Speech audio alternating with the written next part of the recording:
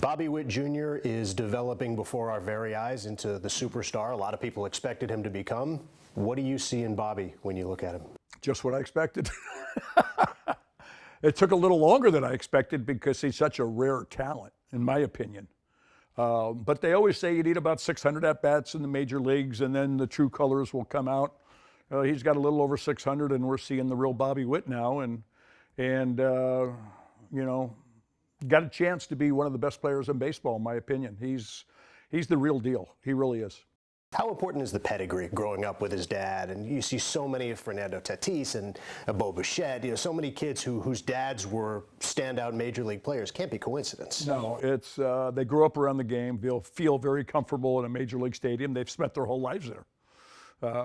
No different than Patrick Mahomes, even though he's football, but he grew up, he was a great baseball player. Grew up in the locker room, grew up hanging around A-Rod, grew up hanging around all these guys. It does make it easier. I was, in a sense, a little bit different. I had a brother that was in the big leagues.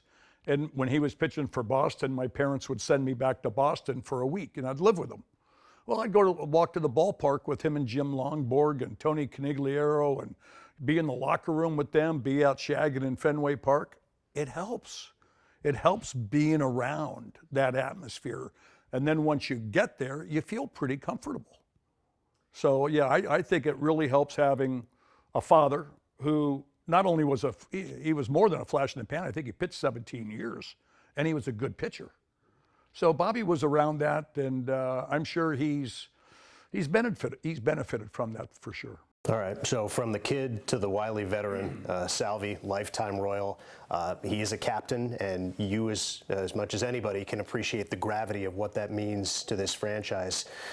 What do you think of Salvi and where he is in his career and his viability as a Hall of Fame candidate? I think it's a very good possibility if he can play 2 or 3 more years. I think his stats will rank up there. He'll have more home runs, more than a lot other things than a lot of catchers in the Hall of Fame. And he's a pretty good defensive catcher in his day. I think what's going to save him a little bit now is that we got a catcher that they trust back there, and they can put him at first to save his legs a little bit. That might prolong his career, 2 or 3 years, or maybe a year. I would hate to see him just DH. And the way he's adapted to first base has been unbelievable. So I think there's a possibility that, a good possibility that if he can play 2 or 3 more years, put up the same type of numbers he has in the last 4 or 5, that someday Kansas City's going to have a pretty big showing in Cooperstown. What does it mean to have that C on your jersey? At first, when they named me and Frank White captains, we had C's and we didn't like it, so we took it off, but we were, yeah, it was a figurative C.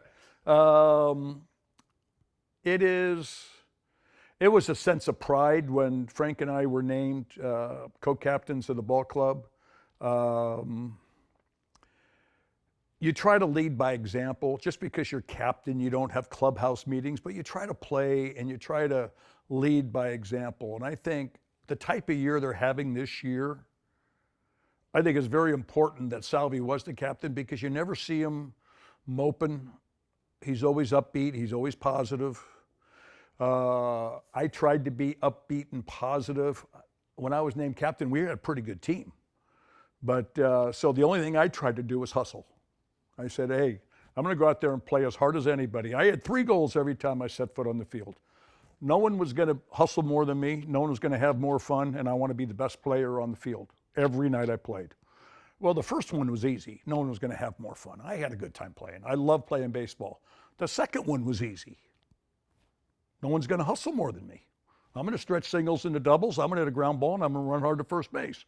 I'm going to hit a fly ball to center field. My goal is to get to second before they catch it. Did it ever happen? No, but that was my goal. The hardest one was to be the best player on the field. I was sometimes, but not as often as I would have liked. But those were my 3 goals. That's all I had. And Salvi, I mean, I think he's doing a great job as captain, because you see the smile on his face. He's like the little leaguer that says the Little League pledge every day. You ever seen a little leaguer mope around? I've never seen a little leaguer mope around. I've seen him cry. When they strike out sometimes, or the pitcher gets shelled and he starts crying. Well, heck, he's only 11 or 12. You know, he's embarrassed or he feels bad he let his team down. But Salvi's doing a great job as captain. What do you think of the rebuild and where this franchise is and where it can be in the next couple of years? Oh, hopefully in a couple of years, I think we'll be there. I love Bobby Witt. I love Massey. I think he's starting to learn how to play in the major leagues. The one guy that I think you have to keep an eye on is Miguel Garcia. I think he's going to be all-star player, third base, shortstop, wherever. I love the way he swings the bat. He battles with 2 strikes. He knows how to hit the ball the other way, which a lot of our guys don't. But I think they're in the right direction. It's going to take a few years, much like when we got Hosmer, Moustakas, and all those guys. Salvi, they all came up together. These guys are all learning how to play in the major leagues together. They're all going to get, with the exception of Garcia, their 600 at-bats around the same time. And that's when we're going to see the real players emerge, in my opinion. It seems like we're probably going to get some resolution on this stadium issue fairly soon. As a guy who made a living in the K, yeah. I imagine you've got some mixed emotions on the idea? Mixed emotions, yeah, in a way, but at the same time, the last time they did a big renovation at the stadium, maybe $200 million of it went into the bowels of the stadium where no one sees it. New electrical, new foundations, new everything. You know, I'd like to see a new stadium built. I know they can't do one out there. And if it's going to be downtown or North Kansas City, it would be tough for me. I'll probably break down a little bit when I see the bulldozers going in there. And the thing about me, I grew up in locker rooms my whole life. And when I built this house, I have a urinal. In fact, we have 5 of them in this house. I'm going to exchange one, and I want to get a urinal out of Royal Stadium and put it in my house. That's the only thing I want. I don't want a seat. And I remember when they took down Yankee Stadium, a friend of mine was vice president of the Yankees back then, Arthur Richmond. And I called him, I said, Arthur, I'll pay for this. I want someone to go in there before they demolish that stadium and go get a urinal out of the Yankee Stadium locker room. The one that Babe Ruth went to the bathroom, and the one that Lou Gehrig, the one that Reggie. I want one of those in my house, and he couldn't get it for me. But how great would that be to have Babe Ruth's urinal in your house right now? I can honestly say. So I'm going to get one I'm going to get one if they demolish that stadium. I promise you, I'm going to go there in the middle of the night with the guy that built this house. I'm going to say, come on, we got to figure out how to get one of these things out of here. And if they catch you, they probably won't arrest you. So well, who knows? You never know. Outstanding. Hey, one more. Okay. Anybody ever going to hit 400 again? No. I don't think so. And I'm not saying that because I'm patting myself on the back. I really think it was easier for Ted Williams than it was for me because they would have guys, Harvey Haddix and guys would throw 13-inning games. When I came around, they had, the bridge man, they called him the bridge man, and then they had the closer. Well, you look back at 2014 and 15, if our starter threw 5 innings, 6 innings, he was done. And we would bring in 3 closers to finish the game. We had 4 closers on that team.